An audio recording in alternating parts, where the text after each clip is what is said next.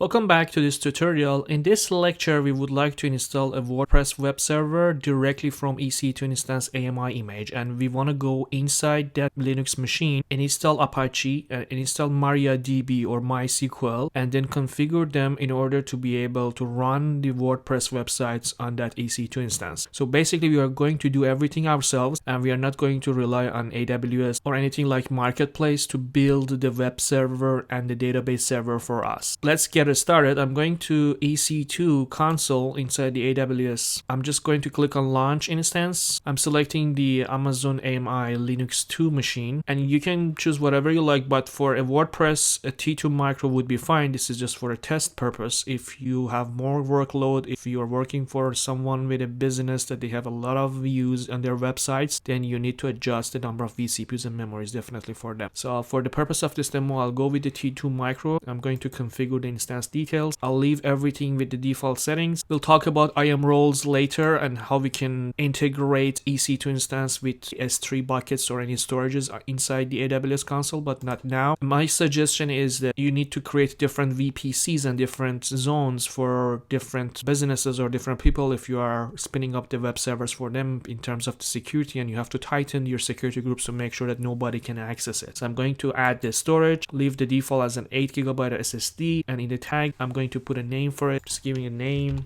WordPress dash, I put Linux here so we can distinguish that this is coming from an AMI Linux image. Click on the security group. Again, I'm going to select the security group that we are always using, which is the HTTP and SSH from anywhere open to this machine. We can use this one. I'm going to review and launch it, and this is the review, and click on launch, and here I'm going to choose an existing keeper, which we have the ITrepo-linux-key right now on my system, and I just click on launch instance. This is gonna take 1 minute probably, and I can go to my view instances and I can see what is going on right now here. If I sort based on the instance state, you can see that I have one instance that is running right now. This is the one that we actually created in the previous video. This is coming from the marketplace. So I'm going to put a name here, put market-place to make sure that we can recognize this one. If I go to this IP address, actually give it a try, we can see that still this WordPress is up and running, and we can see that at the manage option here, this is Bitnami icon. This is showing that this web server and this WordPress website is coming from the Bitnami marketplace. So I'll go back to the console, and this is the new machine that I've already run. This one has an IP address of 34.219.1.209. So I'm going to copy this one in the clipboard and go to the second tab and try to access this one. So we cannot see anything because this is a brand new Linux machine and there's nothing installed in this machine, and we need to configure everything ourselves. The first step is then connect to this Linux machine through SSH. So click on the connect, copy and paste this line to your terminal, or if you are from the Windows machine, just watch the video for how we can access a Linux machine from a PuTTY inside of Windows. But basically, again, I'm just telling you that this is gonna be the private key, which is currently on my laptop right now. This is the user account that is already created inside the Linux machine in the AWS, and this is the FQDN, or we can use the IP address for accessing to this server. So I'm going to open my terminal because I'm on a Mac. I have a terminal and SSH client. If you're on a Linux machine, you have the same option, so you can directly access to this machine from your terminal. Because this is the first time that we are accessing, I'm getting a certificate warning, which we can ignore it right now, and we are inside the Linux machine. So if you check the resources for this lecture, I've already provided a text file which I put all the commands that we need to run in order to build WordPress website and install the MariaDB or MySQL database inside this machine. So take a look at that file. I can show you this file. This is actually the file that I put it in the resources. I just go through a review of this file and then we can configure this through the terminal. But basically what we are going to do is, first step, we are going to update or yum, and yum is the repository that we can install packages, and the first line. And on the second line, I'm going to install a bunch of packages. This is the Apache, and I'm going to install PHP, PHP-MySQL, and MariaDB-server. So MariaDB-server is the MySQL database. This is a new name that we need to provide. And then I'm going to use the systemctl to start the MariaDB database and start the HTTPD or Apache web server. So if we run these commands, I'm going to copy them and put them in the terminal. If we run all of these commands, we have the web server installed and we have the database installed. We should be able to actually see the default home page of the Apache through the web server. So through the browser or when we try to check the IP address. So let's wait a little bit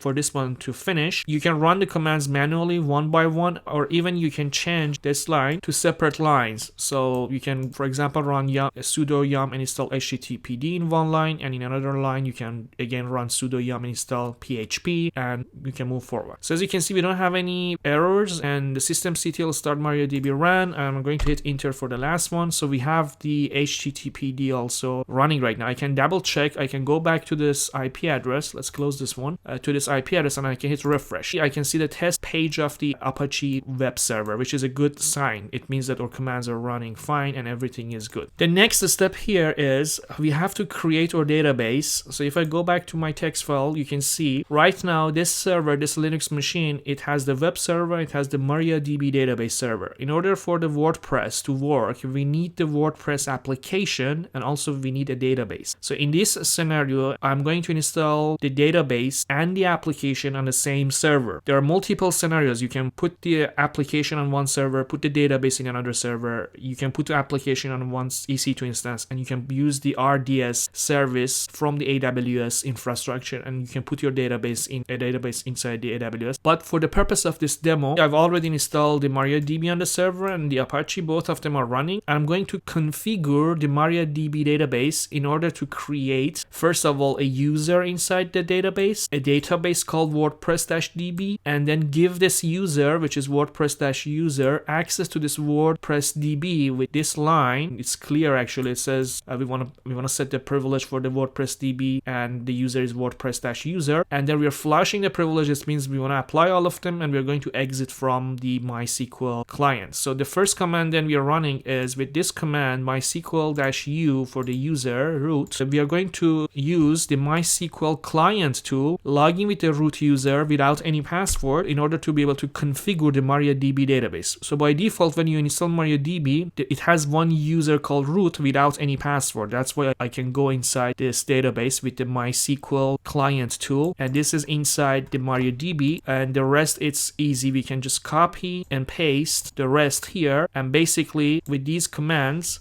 I'm going to hit enter for the last one. I've created a user, I've created a database, and I assigned that user to this database, and I exited from this command line tool. Cool, the database is configured right now. And this is the same thing. If you want to put the database anywhere, you need to create a database inside that RDS system, and you need to put a user account for it and assign that user account for that database. And make sure that this is actually the password that I put here as an example, which is not a good example. It's really bad password, but you have to put a very, very complex password here. And we need this password actually later to configure our WordPress application. You see somewhere down here, I ask for your strong password, which this should be this test $123 in our case. But whatever you're putting here, you have to put it also down here. We'll see. So the next step is we need to download our WordPress application from the WordPress website, and we need to extract it because it's a compressed file. Then we need to copy a file from this WordPress directory, which it calls wp-config-sample to wp-config.php. So we are renaming this file to this one, and then we should be able to edit the file and put our information inside the file. So I'm going to copy this one, paste it in the terminal, and it's going to take a little bit of time, and you can see the download is successful 100%, and I extract it into that directory, and now I can copy, if I hit enter, I can copy the wp-config-sample.php to wp-config.php. So if I run ls-lah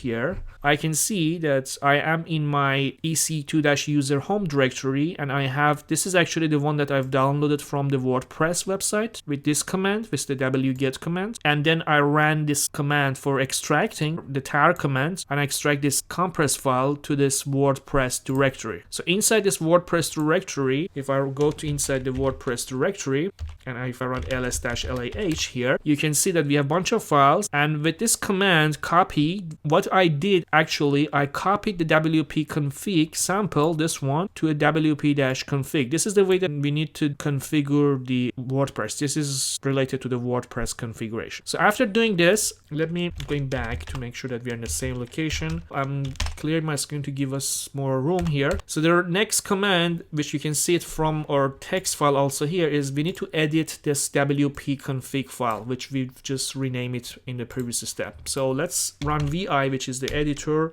and inside the WordPress is wp-config.php. And if you go inside the file, clearly at the very beginning, almost at the very beginning, you see these lines here, and it's asking for your database name, database user and database password, database host, and a bunch of other information. So in our scenario right now, the MariaDB database is already installed in the same machine. It means the DB host is a local host. If you are going to install your database on another EC2 instance, so you need to provide the IP address or the name of the machine here, and you need to make sure that there's no firewall or security group blocking the connection between your EC2 instance as an application and the database. But for now, this is gonna work. Localhost is the place that the database is residing right now. And in terms of the database name, username, and password, we need to update these three options here. So what is the database name? So if you remember, when we were creating our database inside the MariaDB, we used the WordPress-DB. So we need to put this one as our DB name here. And I also put it here as some comments. DB name, it should be WordPress-DB. So use this one. I'm going to copy this one here, paste it here, make sure nothing is changed. So for the VI editor, I need to hit I first, and then I need to delete this line, and then I need to delete database name here, the one that is for the sample. I'm going to paste WordPress-DB, and then in the next one here, the username, I'm going to delete this one, and it's WordPress-user, right? So I'm just using the other one and use user. So make sure that this is, you're putting the WordPress-user, and this one is also coming from the time that we've created the user account inside the MySQL or MariaDB database. And the password, well, that should be your strong password, but because I used this one, I'm going to use it again down here. Make sure, but you have to use a very strong password for this one. So I put my password here. Basically, this is the way that the WordPress is connecting to the database. So it tried to connect to the localhost machine on this database with this user and with this password, and then it can create its own tables and whatever it needs for running. So I'm going to hit escape here, and I used column WQ for write and quit, and then we are good, and our WP configuration file is fine. So the next step is actually we need to move our WordPress content file to this var www HTML directory. This is the default location that the Apache is looking for loading the content of the website. So I'm running this command sudo, and this is copy, and we are going to copy all the content of the WordPress directory from the EC2-user home directory to this location. So let's do this one. And I'm going to hit enter, and we have the content. Right now, the web server should work. We just need to restart our Apache web server, and I'm going to use the systemctl restart httpd command. After running this command, if you go back to your website and you check your IP address, just hit refresh, you should be able to see the welcome home page of your WordPress. That's a good achievement actually. Seems everything is fine, but I have some more steps for you, which is gonna make your WordPress running better. So as I put here, after restarting the httpd, it should be fine, but there are some other configurations in order to make sure that the permissions are fine and the WordPress can communicate with different directories, and if you want to upload something, for example, you're not getting any errors. So the rest are just for the permissions and basic configuration. The first thing you need to do is you need to edit this file. It is located at chttpd-conf httpd.conf. This is the file actually, and inside this file there is a tag called directory in this location, and you need to find this and find allow override and change the allow override none to allow override all, and make sure that this A is capital. So let's do this one. I copy this line here, going back to my terminal, and paste it here and hit enter. And this is the file actually. I'm going to go through this file, and this is basically the Apache configuration file. You can change different options here, and you can see there are multiple options inside this file, but this is the one that we are looking at actually. This block, as you can see here, it says directory var www html, and I'm looking for this one, allow override. By default it's none, and let's change this one to all. So I'm hitting I here, removing this one, and put all here, hit escape, column right quit. So this is the step that we need to do, and the rest, they are just bunch of the permissions. We are making sure that the ownership of this var www is going to be for the Apache. I'm changing the group, I'm changing bunch of permissions to make sure that permissions are also fine. So let's copy all of them and put it inside the terminal. As I said, your WordPress should work even without these commands. These are just making sure that everything is in the right place and the security is also good. Just give this one a little bit time and you can see it's done. The next one that we want to run, and it's actually the last command before making sure that all of our services can run after the reboot, is this command, mysql_secure_ installation. Well, by default, there are a bunch of vulnerabilities for the MariaDB or MySQL database. For example, by default, it has a test database. We need to remove that one. By default, the root account doesn't have any password. We need to put some password on it. And basically, this is a checklist, a really, really user-friendly checklist. Just copy this one in your terminal, hit enter, and it will give you some information and ask you to do some actions. For example, it is asking for the current root password, which by default, it doesn't have any password. I can just hit enter, and then it says, okay, you don't have any password for the root. Let's set a password if you like. And this is good for the security. I'm going to say yes, and I put the new password for the root. And this is not the same password that we use for our connection between WordPress and database. So we created a specific user account for the WordPress in order to be able to communicate to its own database inside the MariaDB. This is the root account for the MariaDB, for the management of the MariaDB. And this should be different. And this is actually for the database administrators to manage their databases. So I'm putting a new password here, and it says there is an anonymous users even inside the database, inside the MariaDB. Do you want to remove that one? I'm saying yes, I don't need any anonymous one. It is asking for this allow root login remotely. So if we say yes here, then we cannot access through the MariaDB from the remote location, and we have to use the local host machine, or we have to SSH to this machine right from here and then start managing our database, which is a good security practice. And this is for removing the test database. Again, I don't want to have the test database, and it's asking for reloading or flushing all the privileges to make sure that they are applied. We are good right now. I'm going to clear my screen, and the last commands that we need to run are these ones. And these ones, I'm going to restart the Apache. I'm going to make sure that the Apache and MariaDB are restarting after the reboot. So let's put these ones here, paste, and we are now good. So let's go back to my WordPress website. If you hit refresh here, you will see that now you're seeing the language selection, which it means that the permission changes work. So I'm going to select English United States, and then it asks for your site title. And I put the site title, this is a test from ITrepo. And the username, I put admin here. And the password, again, I'm going to use my very secure password, testdaler123. I confirm this is a weak password. And I'm putting my email address here.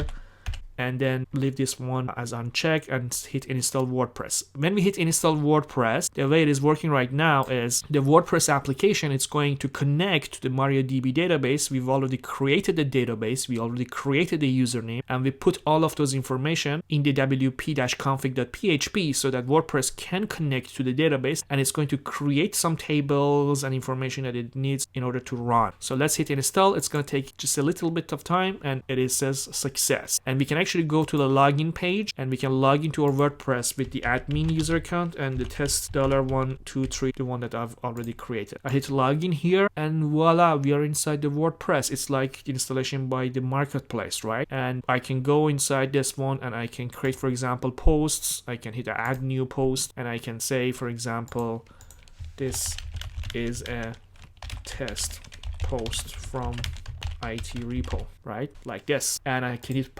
publish here, and now I have a page inside, or a post inside this WordPress platform. I'm going to log out, and let's remove this WP login at the end and go directly to the home page. And you can see this is the title of website, and this is a post that I've already posted inside this WordPress. So we have right now one WordPress website which we already installed from the marketplace, and this is a new one that we installed directly from a Linux machine, and we installed the WordPress, we installed the web server and the databases ourselves. This is much more better because now we know what we are doing, how the WordPress is working, how the application are working inside the Linux platform, and it's really a good test and demo for us. I hope you enjoyed this one, and I'll see you in the next lecture.